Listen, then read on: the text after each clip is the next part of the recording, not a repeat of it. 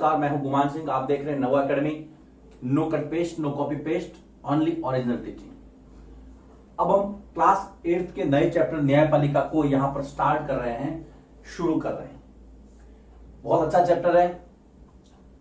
न्यायिक व्यवस्था को समझने के लिए क्लास 8th के लेवल पर एक बहुत अच्छा प्रयास होगा आपका, अगर आप ढंग से इस चैप्टर के सारे वीडियो देखेंगे। सबसे इंपॉर्टेंट है उसके नोट्स बनाना। जब आप नोट्स बनाएंगे तो आपके पास, जब ये सारे वीडियोज आप देख लेंगे, नोट्स बना लेंगे, आपके पास न्यायपालिका को समझने के लिए बहुत अच्छा खासा मटेरियल होगा। उसकी प्रैक्टिस करेंगे आप। एग्जाम में तो बेनिफिट होगा ही होगा, लेकिन जुडिशरी सिस्टम का जो कंसेप्ट है वो आप आराम से समझ पाएंगे, कहीं कोई दिक्कत नहीं होगी। शुरू करते हैं न्यायपालिका। हमने तीसरे चैप्टर में देखा था संसद के बारे में, जिसको हमने व्यवस्थापिका कहा था। तो देखिए बेटा, सरकार के 3 अंग मैंने उस समय बताए थे। मैं यहां पर इसको भूमिका के रूप में ले रहा हूं। सरकार के 3 अंग हैं, वो हमने बताया था। सरकार के अंग, सबसे पहला जिसको आपने व्यवस्थापिका कहा था, व्यवस्थापिका लेजिस्लेटिव सिस्टम। दूसरा आपकी कार्यपालिका थी, एग्जीक्यूटिव सिस्टम। और तीसरी है जिसके बारे में हम अभी चर्चा करेंगे, न्यायपालिका, जुडिशरी।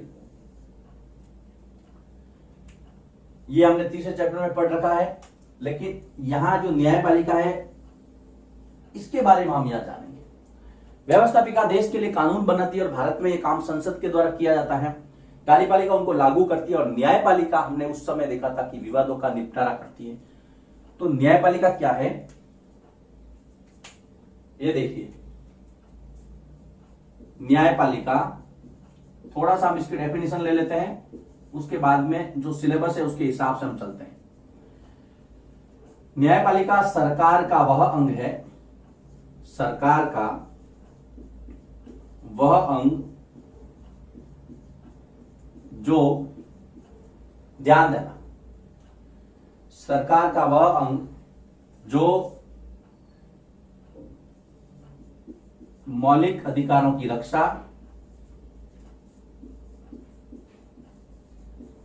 बहुत इंपॉर्टेंट है ये, मौलिक अधिकारों की रक्षा, संविधान की व्याख्या,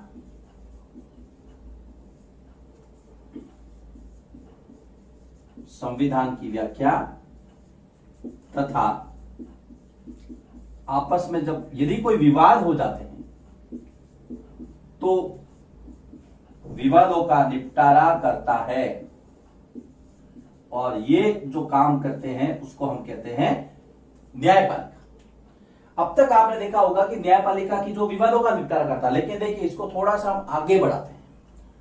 इस चीज को आपको समझना होगा, क्योंकि यहीं से ये जो पैराग्राफ है, यहां से आपका अगला टॉपिक निकलेगा न्यायपालिका के कार्य। इसलिए आपको इसको समझना है। अगर आपसे कोई पूछ ले कि न्यायपालिका क्या है, तो आपको सीधा बताना है कि सर, न्यायपालिका सरकार का वह अंग है जो, यहां से आपको जोड़ देना है, मौलिक अधिकारों की रक्षा करता है।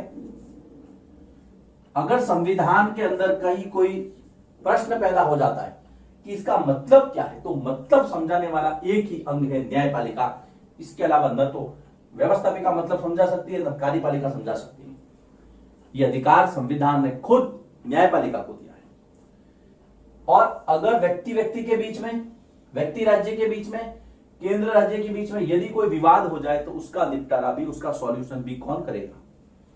न्यायपालिका करेगी। न्यायाधीशों के माध्यम से निर्णय होगा। सरकार के 3 अंग, उसमें से न्यायपालिका को हमने लिया, न्यायपालिका को डिफाइन किया। अब मैं सिलेबस के अकॉर्डिंग चलता हूं। देखिए मेरे पास सिलेबस की एक मर्यादा है, एक लाइन खींची हुई कि आपको इन बातों का ध्यान रखते हुए इस टॉपिक को समझाना है। ठीक है, 5-6 बातें एडिशन, लेकिन हमें सिलेबस की लाइन को ध्यान में रखना। इसलिए मैं सीधा सीधा टॉपिक पे आता हूं। सबसे पहला है न्यायपालिका की भूमिका या इसके कार्य। सीधा प्रश्न आता है, देखिए न्यायपालिका की भूमिका कह दो या फिर इसके कार्य कह दीजिए। सीधा पूछेंगे आप, न्यायपालिका के कार्य बताइए। सबसे पहला, इस डेफिनेशन को ध्यान में रखिए, मौलिक अधिकारों की रक्षा।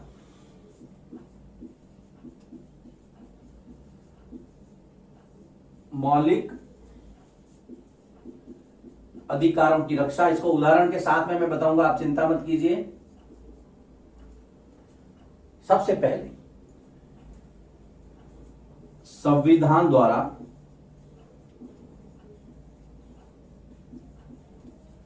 प्रदान किए गए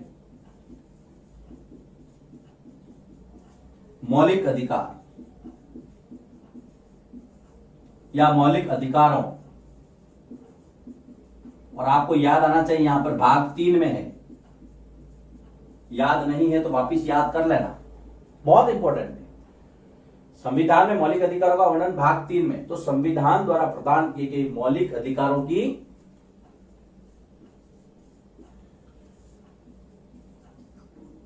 रक्षा का कार्य न्यायपालिका करती है या न्यायपालिका द्वारा किया जाता है। आप इसके अंदर आप लिख सकते हैं, यदि किसी व्यक्ति के मौलिक अधिकारों का हनन होता है तो वह न्यायपालिका में जा सकता है। उदाहरण के लिए,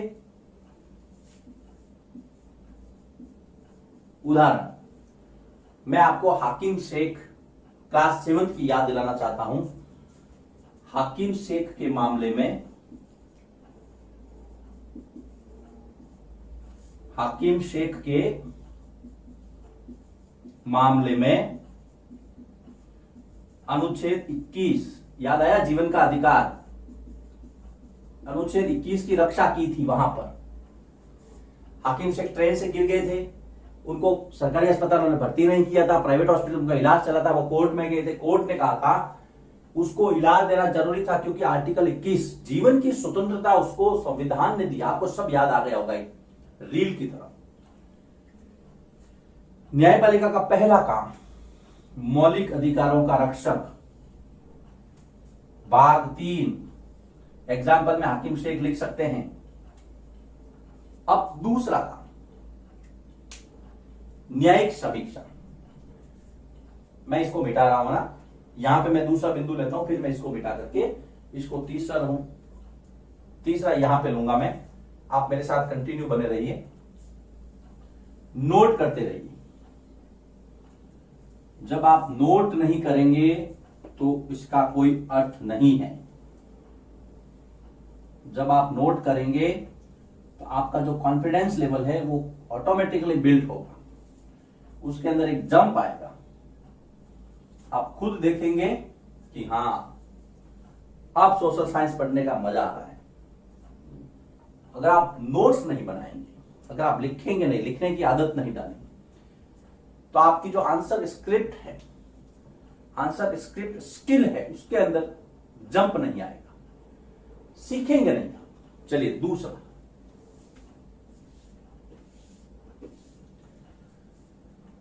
दूसरा कार्य न्यायपालिका का, न्यायिक समीक्षा। वो क्या होता है देखिए,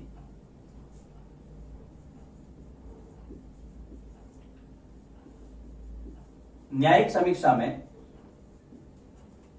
यदि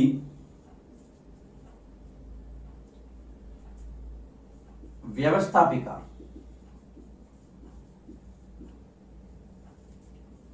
कोई ऐसा कानून बनाए,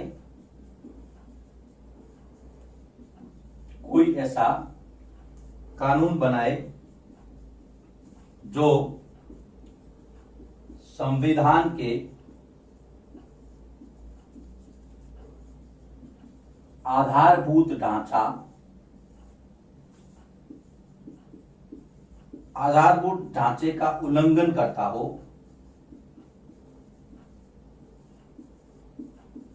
जो आधारभूत ढांचे का उल्लंघन करता हो, तो न्यायपालिका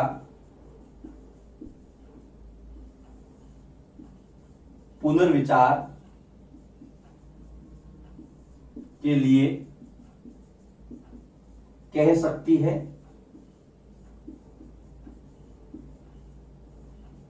या उस कानून को रद्द कर सकती है।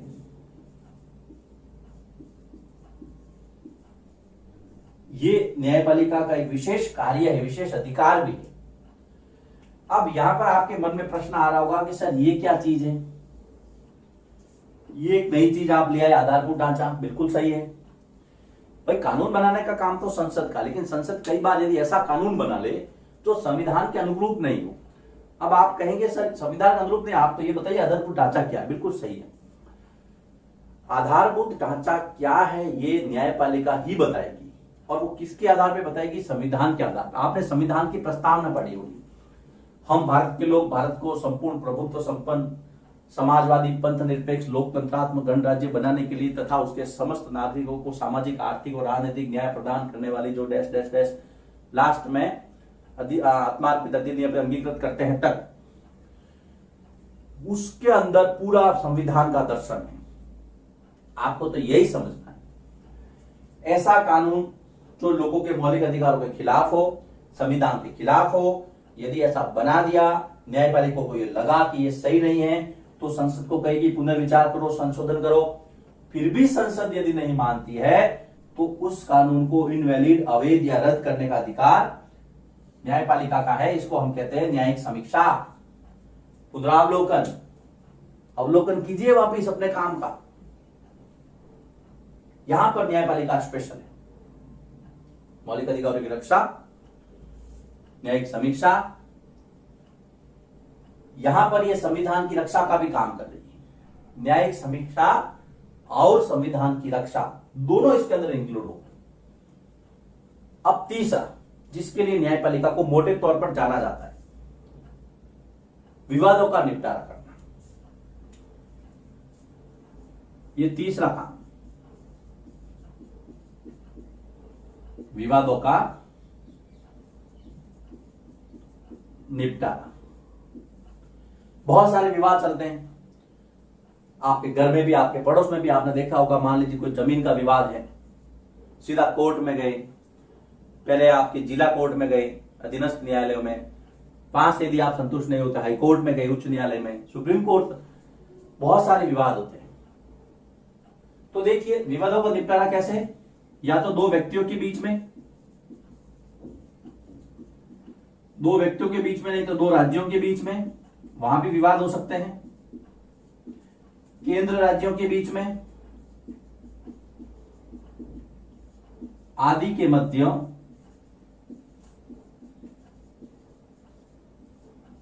हुए विवादों का निपटारा कौन करता है? न्यायपालिका। दो राज्यों के बीच में भी विवाद हो सकता है। मान लीजिए कोई नदी ऐसी है जो दोनों राज्यों की सीमा बनाती है, आगे हम पढ़ेंगे, तो वहां पर यदि दोनों ये चाहते हैं कि हमें इतना पानी मिले, हमें इतना पानी मिले, तो वहां पर न्यायपालिका हस्तक्षेप या न्यायपालिका के अंदर वो मामला जाता है, वहां से जो डिसीजन होता है वो दोनों को मान्य होता है। तो ये देखिए तीसरा हो गया विवादों का निपटारा। विवाद दो व्यक्तियों के बीच में भी हो सकता है, दो राज्यों के बीच में भी हो सकता है, केंद्र और राज्यों के बीच में भी हो सकता है। आप इसके अंदर दो लाइन और ऐड कर सकते हैं, राज्य बनाम व्यक्ति, राज्य व्यक्ति के बीच में भी हो सकता है, केंद्र बनाम व्यक्ति भी हो सकता है। याद रखना, दो राज्यों के बीच में भी हो सकता है। यहां पर आपके एक बहुत अच्छा सा प्रश्न तैयार हो गया, न्यायपालिका की भूमिका या कार्य क्या है? तो पहला है मौलिक अधिकारों की रक्षा करना, न्यायिक समीक्षा या संविधान की रक्षा, ये भी लिख सकते हैं आप साथ में, संविधान की रक्षा करना। तीसरा विवादों का निपटारा करना, उसमें आप दो व्यक्तियों, दो राज्यों, केंद्र राज्य आदि के बीच में यदि विवाद हो तो ये सुलझाते हैं। न्यायपालिका क्या है, इसकी परिभाषा, न्यायपालिका के कार्य, ये हमने इस वीडियो में अभी तक देखा है। नोट कीजिए इसको, फिर मैं इसको आगे बढ़ाता हूं। न्यायपालिका के अर्थ के बाद में, उसकी कार्यों के बाद में अब हम बात करते हैं न्यायपालिका की स्वतंत्रता क्यों आवश्यक है। स्वतंत्र न्यायपालिका से आप क्या समझते हैं? मैं सिलेबस के अकॉर्डिंग चल रहा हूं। न्यायपालिका की भूमिका के बाद हम सीधा न्यायपालिका की स्वतंत्रता पे बात करेंगे। न्यायपालिका तभी अपना ढंग से काम कर पाएगी जब वो स्वतंत्र हो। कोई भी हो, न्यायपालिका क्यों, क्योंकि आप और मैं जब हम स्वतंत्र रहेंगे अपने काम करने में तब हम अच्छा काम कर पाएंगे। लेकिन बात यहां न्यायपालिका की हो रही है, तो स्वतंत्र न्यायपालिका का अर्थ क्या है, ये क्यों आवश्यक है? तो सबसे पहले स्वतंत्र न्यायपालिका का अर्थ है कि न्यायाधीशों की स्वतंत्रता। देखिए, पहला, स्वतंत्र न्यायाधीश। अगर न्यायाधीश जो जज है, न्यायमूर्ति हैं, अगर वो स्वतंत्र होंगे तो सही डिसीजन दे पाएंगे, उनके ऊपर किसी का दबाव नहीं होगा, वो निष्पक्ष रूप से काम करेंगे, है ना। तो इसमें हम लिख सकते हैं स्वतंत्र न्यायाधीश के मतलब न्यायाधीशों पर, बिल्कुल आपको आराम से समझना है, न्यायाधीशों पर कोई दबाव ना हो,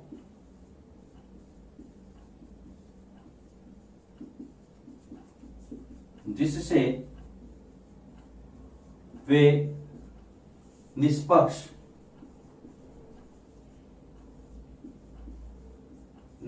तथा पारदर्शिता के साथ निर्णय कर पाए या निर्णय दे पाए। क्योंकि देखिए, कोई भी मुकदमा होता है उसके अंदर आखिर में फैसला लिखता है जज, न्यायाधीश। लेकिन अगर आपने उसको ही दबा दिया तो परिणाम की आशा मत रखना कि वे निष्पक्ष परिणाम आएगा। परिणाम प्रभावित होगा तो न्याय की हत्या होगी। सबसे पहली बात, यदि आपको न्यायपालिका को स्वतंत्र रखना है, आपको जो न्यायाधीश है उनको स्वतंत्र रखना होगा, उनके ऊपर किसी का दबाव नहीं होगा तो वो निष्पक्ष काम कर पाएंगे। सबसे पहला काम। उसके बाद में दूसरा, न्यायपालिका के ऊपर व्यवस्थापिका और कार्यपालिका कोई हस्तक्षेप नहीं करे। तो दूसरा मैं यहां लिख रहा हूं, कार्यों में अहस्तक्षेप, इंटरफेयर नहीं करे। अब इंटरफेयर कौन करता है? 3 अंग है, तो हम दोनों अंगों का जिक्र करेंगे यहां पर बाकी के, कि व्यवस्थापिका अर्थात संसद तथा कार्यपालिका।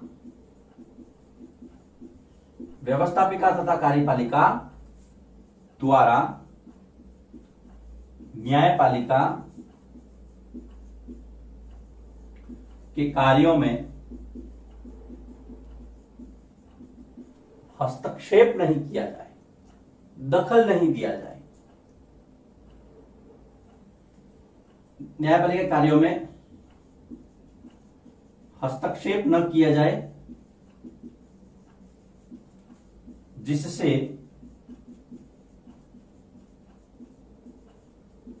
न्यायपालिका की स्वतंत्रता बनी रहे, जिससे न्यायपालिका की स्वतंत्रता बनी रहे। यह आपको ध्यान में रखना।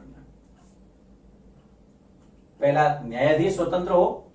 दूसरा, कार्यों में कोई हस्तक्षेप नहीं हो, तो अहस्तक्षेप। आप यह भी लिख सकते हैं कि कार्यों में हस्तक्षेप नहीं है।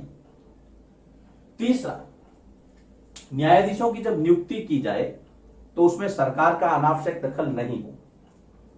देखिए, तीसरा मैं यहां से लिख देता हूं, यहां पर न्यायाधीशों की नियुक्ति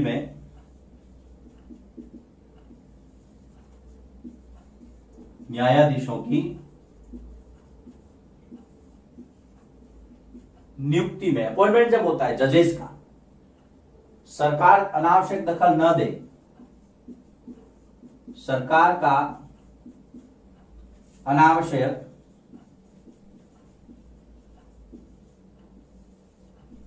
दखल नहीं हो। नहीं तो सरकार जिसको चाहेगी अपने हिसाब से जज बना देगी, तो फिर यहां पर योग्यता जो सीनियरिटी है उसका मापदंड खरा नहीं उतरेगा तो यहां पर फिर व्यवस्था प्रभावित होगी। तो सरकार को चाहिए कि संविधान ने जो इंस्ट्रक्शन दिए उनका पालन करते हुए जज उनकी नियुक्ति उसमें अनावश्यक दखल नहीं हो सरकार का, जजों का जो सैलरी है वेतन और उसके भत्तों में कोई कटौती ना हो, न्यायाधीशों के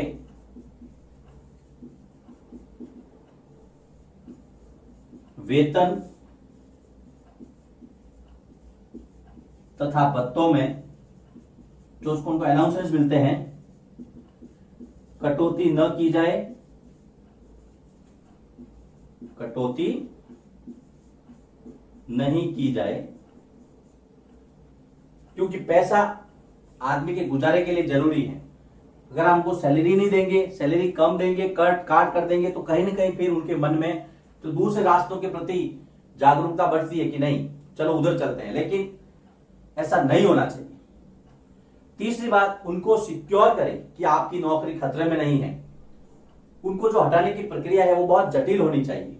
देखिए तीसरे में इंक्लूड कर रहा हूं, तीसरा कंटिन्यू यहां पर, न्यायाधीशों को हटाने की प्रक्रिया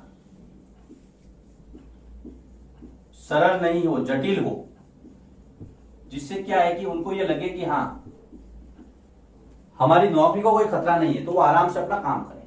नहीं तो आपकी इच्छा हो किसी को हटा दिया, किसी को जज लगा दिया, तो फिर वो सिस्टम में नहीं। लेकिन फिर भी भारत की जो न्यायपालिका है, आम जन का उस पर विश्वास है। आम आदमी अभी भी बहुत रेस्पेक्ट करता है जुडिशरी का, इसलिए और दूसरा ये सारे जो है ना, सरकार अनावश्यक दखल नहीं देती है, बिल्कुल सही बात है। वेतन भत्ते उसकी कटौती नहीं की जा सकती है। हटाने की जो प्रक्रिया है न्यायाधीशों की बहुत जटिल है, जिसको हम महाभियोग कहते हैं, आगे चर्चा करेंगे, है ना। तो ये महाभियोग भी जटिल प्रक्रिया होती है। तो कुल मिलाकर हम कह सकते हैं कि भारत की जो न्यायपालिका है वो स्वतंत्र है। प्रश्न आ सकता है स्वतंत्र न्यायपालिका क्यों जरूरी है, तो भी आपको यही आंसर देना है। स्वतंत्र न्यायपालिका क्या क्या मतलब होता है, तो भी आपको 3 बिंदु यही लिखना है।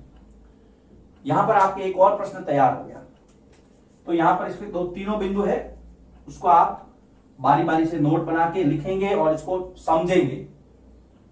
अगर आप इसको ढंग से समझ पाए तो यहां पर देखिए आपके 2 प्रश्न तैयार हो गए। पहले, न्यायपालिका का काम, जिसमें मौलिक अधिकारों की रक्षा, संविधान की व्याख्या या रक्षा, या विवादों का निपटारा, और विवादों का निपटारा, 3 वो हो गए।